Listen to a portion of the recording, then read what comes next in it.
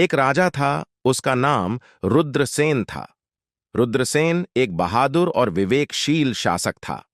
उनका राज्य हरी भरी पहाड़ियों और शांत नदियों के बीच बसा हुआ था, जहां लोग शांति और सद्भाव से रहते थे।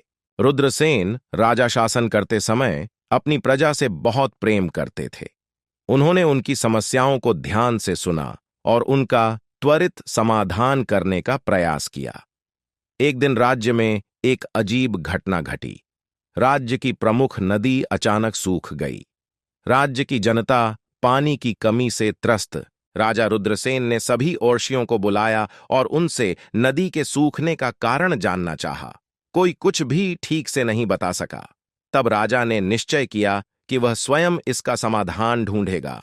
वह राज्य के महायाजक के पास गया और सलाह मांगी। पुजारी ने कहा, महाराज, इस नदी को एक चुड़ैल ने बचाया था। बहुत कष्ट झेलने के बाद एक दिन वह राज्य छोड़कर चली गई। आपको उसे ढूंढना होगा और उसका दिल फिर से जीतना होगा।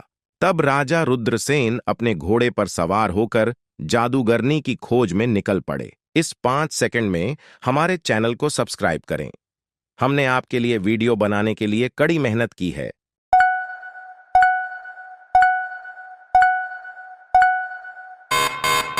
दूर दूर तक भटकने के बाद आखिरकार उसे वह चुड़ैल एक घने जंगल में मिली।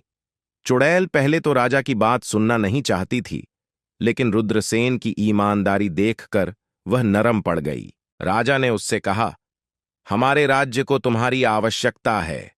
हम तुम्हारी सुरक्षा के बिना जीवित नहीं रह सकते। कृपया वापस चले जाओ। चुड़ैल राज्य की ईमानदारी से प्रभावित हुई और राज्य में लौट आई। उनके जादू से नदी फिर से भर गई और राज्य के लोग फिर से सुख और शांति से रहने लगे। राजा रुद्रसेन अपनी प्रजा की खुशी सुनिश्चित करके बहुत खुश थे। इस प्रकार रुद्रसेन राजा अपनी प्रजा के लिए एक महान शासक बन गया और उसका शासनकाल सभी के लिए एक उदाहरण बन गया।